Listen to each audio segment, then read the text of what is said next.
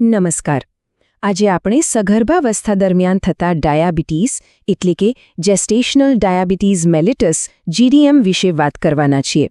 આપણો હેતુ આ વિષયને લગતી દરેક ગૂંચવણ દૂર કરી એકદમ સ્પષ્ટ સમજ આપવાનો છે. તો ચાલો આ સફર શરૂ કરીએ. તો સૌથી પહેલો અને મૂળભૂત સવાલ, આ સગર્ભાવસ્થા ડાયાબિટીસ એટલે કે જીડીએમ આખરે છે શું? ચલો આને જ સમજીએ. પણ આ વિષય આટલો મહત્વનો કેમ છે? કારણ કે લગભગ 14% જેટલી ગર્ભાવસ્થાઓમાં આ સ્થિતિ જોવા મળે છે. આ આંકડો નાનો નથી અને એટલે જ તેના વિશે જાણકારી હોવી ખૂબ જ જરૂરી છે. એકદમ સરળ ભાષામાં કહીએ તો જીડીએમ એટલે ગર્ભાવસ્થા દરમિયાન શરીરમાં શુગરનું પ્રમાણ વધી જવું. ગર્ભાવસ્થાના અમુક હોર્મોન્સ ઇન્સ્યુલિનના કામમાં અવરોધ ઊભો કરે છે. હવે ઇન્સ્યુલિનનું કામ લોહીમાંથી શુગરને શરીરના કોષો સુધી પહોંચાડવાનું છે, પણ જ્યારે એ બરાબર કામ ન કરી શકે ત્યારે લોહીમાં શુગર જમા થવા લાગે છે. બસ આ જ છે જીડીએમ. આજે આપણે આખી પ્રક્રિયાને સ્ટેપ બાય સ્ટેપ સમજીશું. પહેલાં તો એ શું છે એ જાણીશું, પછી એની તપાસ કેવી રીતે થાય છે, ગર્ભાવસ્થા દરમિયાન એને કેવી રીતે મેનેજ કરવું, બાળકના જન્મનું આયોજન અને છેલ્લે જન્મ પછી સ્વાસ્થ્યનું ધ્યાન કેવી રીતે રાખવું. તો ચાલો આપણા પહેલા મુદ્દા પર આવીએ. આની ખબર કેવી રીતે પડે છે, એટલે કે એની તપાસ અને નિદાનની પ્રક્રિયા શું છે? જો જીડીએમની તપાસ એ ગર્ભાવસ્થાની નિયમિત દેખભાળનો જ એક ભાગ છે. પહેલી મુલાકાતથી જ ડૉક્ટર જોખમી પરિબળો પર નજર રાખે છે, પણ મોટાભાગના કેસમાં સ્ટેન્ડર્ડ સ્ક્રીનિંગ ગર્ભાવસ્થાના 24 થી 28 અઠવાડિયાની વચ્ચે કરવામાં આવે છે. આ નિદાન માટે મુખ્યત્વે 2 પદ્ધતિઓ વપરાય છે: 1 સ્ટેપ અને 2 step. American college of obstetricians and gynaecologist ACOG જેવી સંસ્થાઓ મોટાભાગે 2 સ્ટેપ પદ્ધતિની ભલામણ કરે છે. ભલે પદ્ધતિ ગમે તે હોય, હેતુ એક જ છે: સમયસર અને સાચું નિદાન. સારું, તો માની લો કે નિદાન થઈ ગયું. હવે શું? ગભરાવાની બિલકુલ જરૂર નથી. હવે ધ્યાન એના મેનેજમેન્ટ પર આપવાનું છે. અને સારી વાત એ છે કે યોગ્ય પગલાં લઈને તેને ખૂબ સારી રીતે મેનેજ કરી શકાય છે. જીડીએમ મેનેજમેન્ટના 4 મુખ્ય આધારસ્તંભ છે. પહેલું, નિયમિતપણે બ્લડ શુગરનું લેવલ ચેક કરવું. બીજું, સંતુલિત આહાર લેવો. ત્રીજું, નિયમિત કસરત કરવી. અને ચોથું, જો આ બધાથી પણ શુગર કંટ્રોલમાં ન રહે તો દવાનો સહારો લેવો. તો આપણો ગોલ શું છે? બ્લડ શુગરને એક ચોક્કસ લેવલમાં રાખવું. સામાન્ય રીતે ભૂખ્યા પેટે શુગર 95 થી ઓછું હોવું જોઈએ, જમ્યાના 1 કલાક પછી 140 થી ઓછું અને જમ્યાના 2 કલાક પછી 120 થી ઓછું. આ ટાર્ગેટ્સને ધ્યાનમાં રાખીને જ બધી સારવાર નક્કી થાય છે.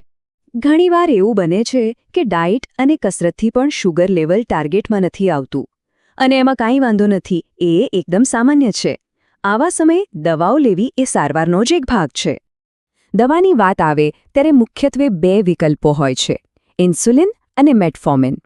ઇન્સ્યુલિનને પહેલી પસંદગી ગણવામાં આવે છે કારણ કે એની સૌથી મોટી ખાસિયત એ છે કે તે પ્લેસેન્ટા એટલે કે ગર્ભનાળને પાર કરીને બાળક સુધી નથી પહોંચતો. મેટફોર્મિન એક ગોળી છે જે પણ અસરકારક છે, પરંતુ તે બાળક સુધી પહોંચે છે અને તેની લાંબા ગાળાની અસરો પર હજુ પણ સંશોધન ચાલી રહ્યું છે. ચાલો હવે પ્રેગ્નન્સીના અંતિમ તબક્કા તરફ આગળ વધીએ. જીડીએમની સ્થિતિ ડિલિવરીના સમય પર પણ અસર કરી શકે છે. તો બાળકના આગમનનું પ્લાનિંગ કેવી રીતે થાય છે? ડિલિવરી ક્યારે કરવી એ શુગર કંટ્રોલ કેવું છે તેના પર આધાર રાખે છે. જો ડાયટ અને કસરતથી શુગર એકદમ કંટ્રોલમાં હોય તો ડિલિવરી 39 અઠવાડિયા પછી પ્લાન કરી શકાય છે. જો દવાઓ લેવી પડતી હોય તો સામાન્ય રીતે 39મા અઠવાડિયામાં ડિલિવરીની સલાહ અપાય છે. અને જો શુગર કંટ્રોલમાં ન રહેતું હોય તો માતા અને બાળકની સલામતી માટે 37 કે 38 અઠવાડિયામાં પણ ડિલિવરી કરવી પડી શકે છે.